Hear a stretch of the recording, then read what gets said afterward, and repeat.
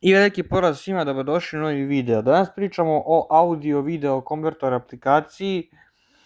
Dostupna je za preuzimanje na Google Playu, na Android uređajima. Moćna aplikacija na koju možete da konvertujete video u audio i obrnuto, da dodate video kolaž na vašu video datoteku. Možete da izdvojite slike iz video datoteke, da uklonite zvuk iz video datoteke i da preuzmete video zapise sa TikToka. To su neke od glavnih karakteristika ove aplikacije, potpuna, besplatna i korisna. Nadam se da ste uživali u ovom videu.